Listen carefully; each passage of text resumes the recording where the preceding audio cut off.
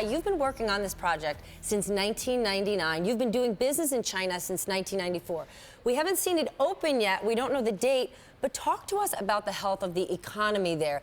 We talk so much about the data we get out of there, but the more and more business people we speak to who are actually on the ground, they are bullish. They watch this transformation to a consumer-based economy. Do you agree?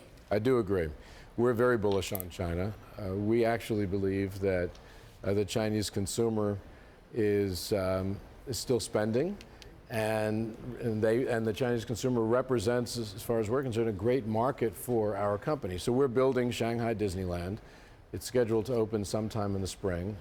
We will announce an opening date sometime after the first of the year, and we believe that we're bringing a product that's not only high quality but very unique to that market, and that the Chinese, and it will be in demand among Chinese consumers. But has there been any sort of slowdown? Even though it's a high demand and you're bullish, have you tempered that optimism in any way over the last 6 months? No, we haven't. Our business profile there today is largely consumer products and motion picture. And neither of those businesses have shown any signs whatsoever of slowing down since all the news has come out about the Chinese economy. So you're still dealing with a huge population base and some growth in spendable income and urbanization. And so when you look at Shanghai as a for instance and put a Disneyland there in Pudong, you have access to a huge population base. Hundreds of millions of people, over 300 million people will be able to travel to Shanghai Disneyland within a 3.5-hour trip, interestingly enough. That's really quite a large consumer base, and so we're bullish. There must be particular challenges, though, to doing business at that scale inside China. That's not the same as a consumer products business.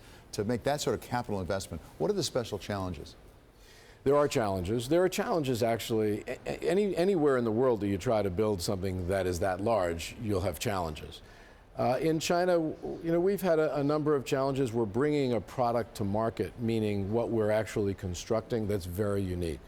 The structures that we build in a theme park are extremely complex. They're not just buildings, but they're shows and they're rides.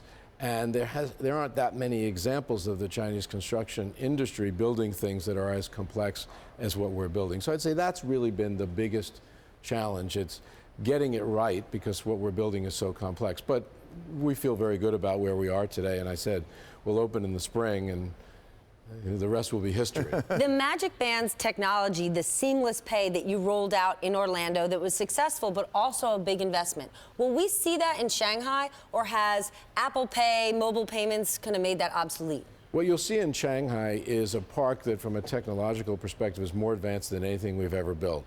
That will show up in the attractions themselves, but it'll also show up in commerce or B2C or C2B transactions. So the consumer will be able to buy their tickets, use their mobile devices in far more advanced, compelling ways than any other place from a theme park perspective that we are today.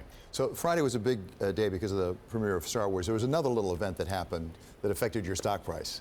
There was smaller than Star Wars. Smaller than Star Wars, but still, an analyst came out with a report that expressed some skepticism involving ESPN in large part. I wonder what your reaction to that report has been. Well, I was curious or suspicious about the timing. If anybody wanted headlines, the time to do it was the morning after Star Wars opened in the United States, and so it was headline grabbing. The analyst that came out with that report has been wrong about us on a number of occasions, and so one would have to question, if he's been wrong so often before, how valid were his comments this time around. And by the way, he's entitled to his opinions. And the other thing I would say is I don't know where the accountability is. I don't know when he's wrong. I don't know who he's accountable for. But nothing has changed, and we've got nothing to update since our last filing, our last earnings call regarding ESPN. So, again, he's entitled to his opinions. Address for us one specific point I thought I understood him to make, which is you have long-term commitments, substantial commitments on the sports rights side that don't go around, they're fixed costs, and you've got the variable costs of subs going down, and that you're caught in a squeeze. Well, first of all, we made a decision to license that sports product that you refer to in the NFL and Major League Baseball and the NBA and the college football championships, to name a few, for one main reason, and that is to serve the ESPN fan well, and really to essentially perpetuate, I guess, a competitive advantage that ESPN has, and to continue to support the strength of its brand and the consumer proposition that it makes. And so we haven't second-guessed that at all. Our cable fees are going up per subscriber, but as I said, and we have said, we have lost some subscribers. We believe we will continue to derive growth from ESPN.